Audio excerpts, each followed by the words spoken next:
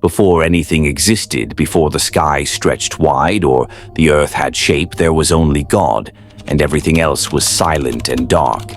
Then God spoke, and when God spoke, light burst into the darkness.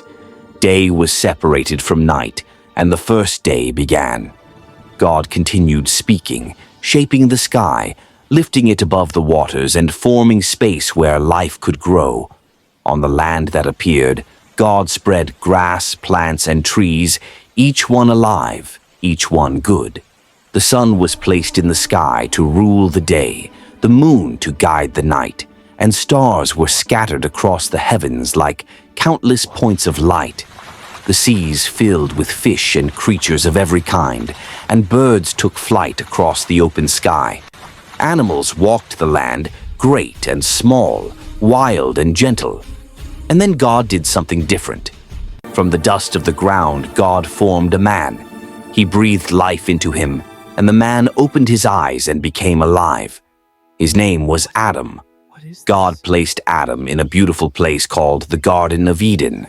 Rivers flowed through it. Trees heavy with fruit filled the land, and everything Adam needed was already there. God gave him a purpose to care for the garden and protect it. God told Adam he could eat from any tree he wished, except one. In the center of the garden stood the tree of the knowledge of good and evil. God warned him that eating from it would bring death. Adam lived in the garden, surrounded by beauty, yet he was alone. God saw this and knew something was missing. So God caused Adam to fall into a deep sleep. From Adam's side, God formed a woman. When Adam awoke and saw her, he knew at once that she was part of him. Her name was Eve. Adam and Eve lived together in the garden. They felt no shame and no fear. They walked freely and lived in peace. Most of all, they enjoyed a close relationship with God, who walked among them. But one day, the quiet peace of the garden was broken. A serpent, more clever than any other creature, approached Eve. With a smooth voice, it asked if God had truly forbidden them from eating the fruit of the trees. Did God really say you must not eat from any tree in the garden? Eve answered that they could eat from all of them except one. God had warned them not to eat from the tree in the middle of the garden.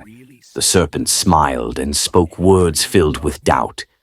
It told Eve she would not die.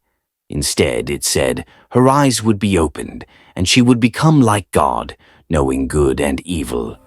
Eve looked at the fruit. It was beautiful. It looked delicious, and it promised wisdom. So she took it and ate. Then she gave the fruit to Adam, and he ate as well. In that moment, the world changed. Adam and Eve suddenly felt something they had never felt before: shame. They realized they were naked and tried to hide themselves by sewing leaves together. Fear entered their hearts for the first time. Later, they heard God walking in the garden. They hid. God called out, asking where they were. Adam answered, trembling, saying he was afraid. When God asked if they had eaten from the forbidden tree, Adam pointed to Eve. Eve pointed to the serpent. Each had chosen to disobey. God spoke words of judgment. The serpent was cursed. Eve was told that pain would now be part of life. Adam was told that the earth would no longer easily provide for him, that work would be hard and life would be filled with struggle. Because of their choice, Adam and Eve could no longer remain in the Garden of Eden. God sent them out, placing angels and a flaming sword at the entrance so they could not return. Yet even then, God showed mercy. Before they left the garden, God made clothing for Adam and Eve, covering their shame. He did not abandon them. Though the world ahead would be difficult, God's care for them remained.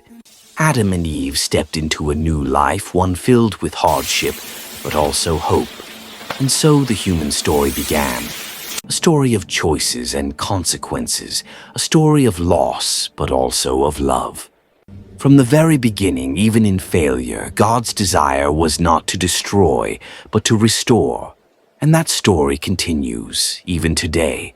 The story of Adam and Eve serves as a key moral teaching, illustrating essential lessons about disobedience, temptation, and personal responsibility.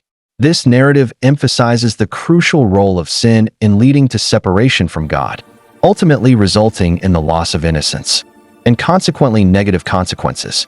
Furthermore, it simultaneously introduces themes of free will, the importance of stewardship over creation, and the enduring need for accountability and seeking forgiveness.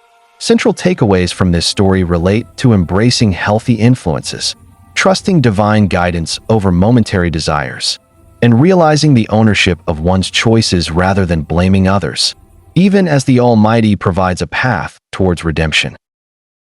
If you learned something from this story, please kindly subscribe, like, share, and drop us a comment in the comment section so that the gospel might travel far across every nation, every continent of the world, so that the name of our Lord Jesus can be heard.